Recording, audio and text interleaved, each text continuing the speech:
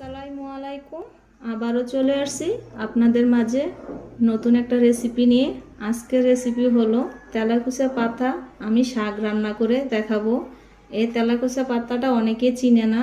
এটা একটা ওষুধ গাছের, জন্ডিসের জন্য খুবই উপকার, থাইরয়েডের জন্য অনেক উপকার। এটা যদি আপনারা জন্ডিসের জন্য সেচে 7 দিন রসটা খান তাহলে জন্ডিস আপনার একদম ফিনিশ হয়ে যাবে। তাহলে চলুন শাকটা রান্না করে আপনাদেরকে আজকে দেখাচ্ছি কিভাবে শাকটা রান্না করতে হয়।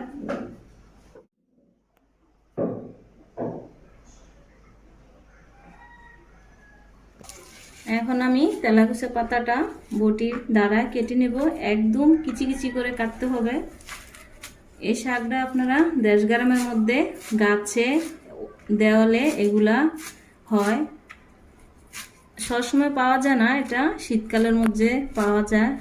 যখন শীতকাল আসে তখন এই শাকটা দেখা যায়।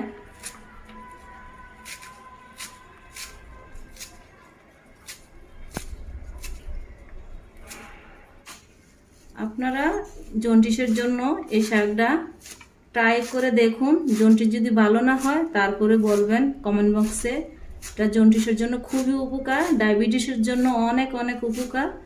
ডায়াবেটিসের জন্য আপনারা সকালবেলা খালি পেটে এই পাতাটা ছেঁচে রসটা খেয়ে নেবেন, কন্ট্রোলে চলে আসবে। কাঁচামরিচ, পেঁয়াজ, রসুন আমি কেটে দিয়ে দিলাম।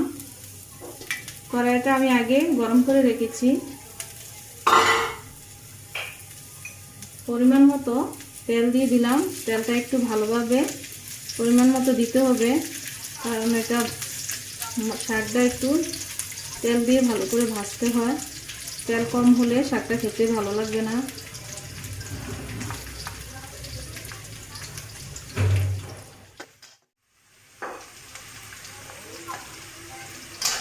আমি পেঁয়াজটা বাদামি কালার করে ভেজে নেব, তারপরে আমি শাকটা এই জায়গায় দিয়ে দিব।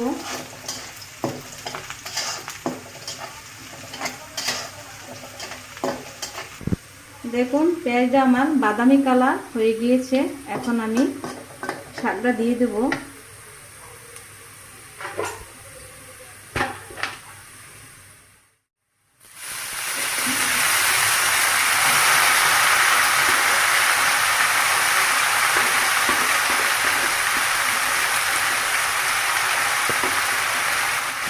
পরিমাণ মতো লবণ দিয়ে দেব। লবণ বেশি দেওয়া যাবে না, কারণ স্বাদ একদম অল্প হয়ে যাবে, কমে মিশে যাবে স্বাদটা।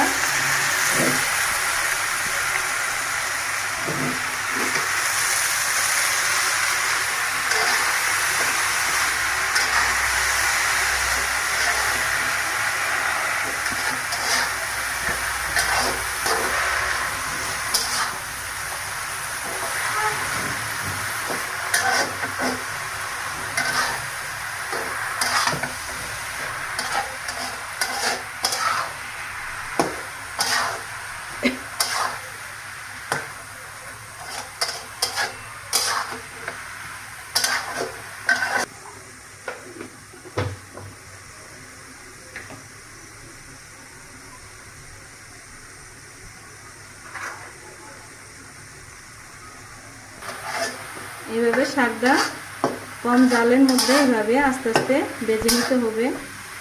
জালটা বাড়িয়ে নিলে পুড়ে যাওয়ার সম্ভাবনা আছে, শাকটা খেতে ভালো লাগবে না। এই শাকটার মধ্যে একটু রসুন, পেঁয়াজ বেশি করে দিতে হয়। আপনারা বেশি করে দিয়ে শাকটা ভাজি করে খাবেন। অনেক রোগের উপকার আছে এই শাকটা। দেশ গ্রামের মধ্যে অ্যাভেলেবেল এটা পাওয়া যায়। বেশিরভাগ শীতকালে এই শাকটা বেশি পাওয়া যায়, শীতকালে, বর্ষাকালে।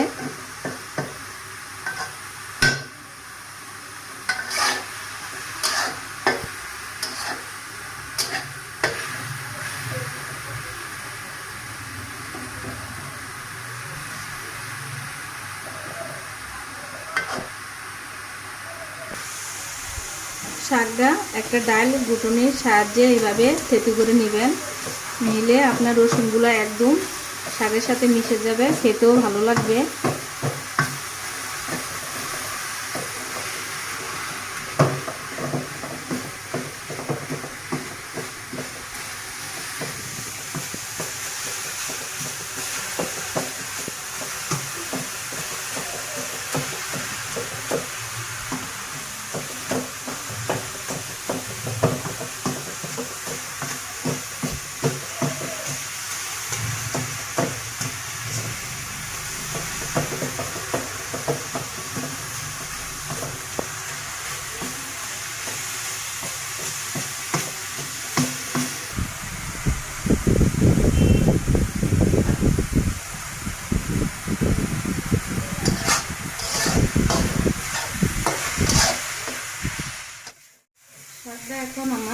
গিয়েছে।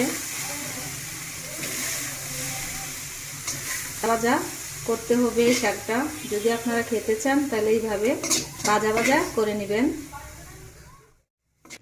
তৈরি হয়ে গেল তেলাকুচা পাতা শাক। দেখুন কেমন হয়েছে আজকের শাক আমার।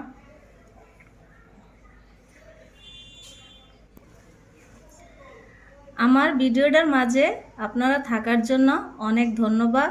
আপনারা ভালো থাকেন, সুস্থ থাকেন। আমার চ্যানেলটা অবশ্যই সাবস্ক্রাইব করে দিবেন নতুন নতুন ভিডিও আপনাদের মাঝে পৌঁছানোর জন্য। ভালো থাকেন, আল্লাহ হাফেজ।